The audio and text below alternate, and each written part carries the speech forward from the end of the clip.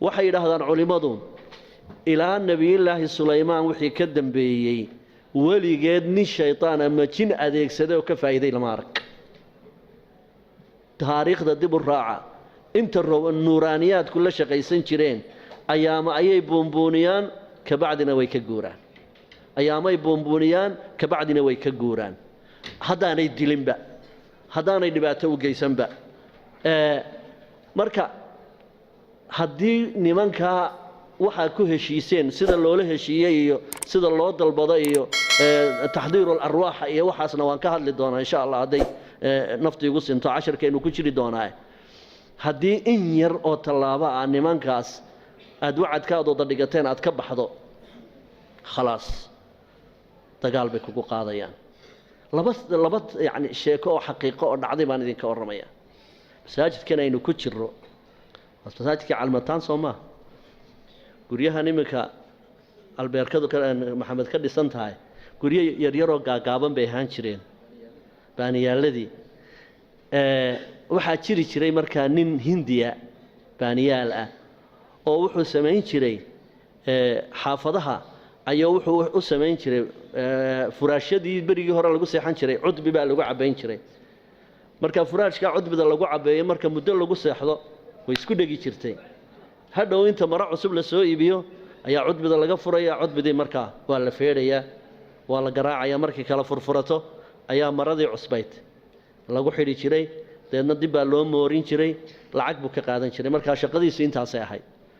jimankana wuu la shaqaysan jiray ninkaas waa xaqiiqo dhacday weeye deedna ninkaas wuxuu sameeyey wanbuu suuqa sayladda waxay ahayd halkan imika tiyaatarka halkan tiyaatarku imika uu ku yaallo baa sayladda hargeysa ahaan jirtay intuu halkan tegey buu wan soo iibiyey oo rabay inuu u qalo shayaadiintiisa wankii oo ugu xidhnaa geed waa la gooyey ku har yaallay maxaanku idhaha dukaanadaas ayaa waxaa soo gashay jimca barhadlihii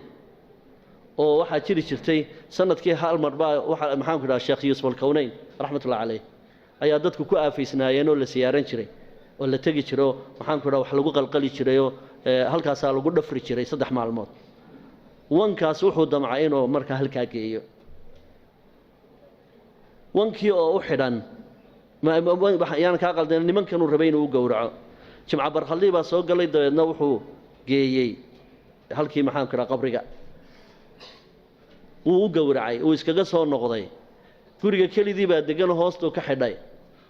deedna waxay u yimaadeen faamalayd waxa la yidhaha baa laga samayn jiray aqalka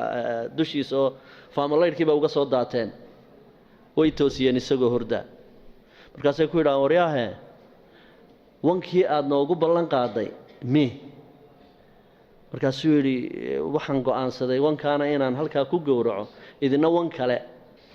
aan idiin iibiyo markaasaa waxay idhaahdeen wankii aad naga bixisay badhidiisa wan badhidaasoo kale leh ifkaba ma joogay maxaad yeeli wankii aad bixisay ee annaga nagu hunguri gelisay ifkaba ma yaalo badhidiisii wax lihi haye waxay idhaahdeen maxkamad baa lagu saaray aad ka maqan tahay adoo ka maqan ninka nala socdaana waa dhakhtarkii waa dhakhtar waxau ninkii aa wada shaqaysanaysana wacadka wada gasheen wuxuu go'aamiyey inta ilig kugu taalloo dhan in lagaa saaro dhammaan 30 iligba dhulkaa laga dhigay xabad dhiigii kama iman ninkaa xabad intii ilkoo dhan laga soo saaray aroortii buu toosay 30 iligoo miiska u saaran xabad dhiigina kama iman muddu markaa ilkala ilaa bil deedna ambiil baa loo qaaday maxkamaddii baa ambiil u qaaday waxay yidhahdeen ninkan ilkaha loo geliyo ilaa ilkiisii hore laguma celin karo ilkaha loo geliyo way yimaadeen waxay yidhahan waryaahe maxkamaddii ambiil baa lagu qaaday waxaa la go'aansaday in ilka saqafa lagu geliyo waanu soo baayacnay marka wax ilkaha hagaajiyana berbere keliyaa jirta hargeysa waxaas ilkaha laguma yaqaano berbere keliya lagu sameeyaa waxay yidhaahdeen waanu soo qiimaynay sadafkii ilkaha waxay noqotay 6 shilin bay noqotay 600 shilin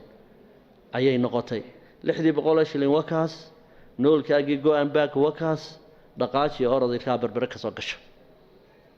sidiiba markaa ninkii ilka saqafa ku lahaan jiray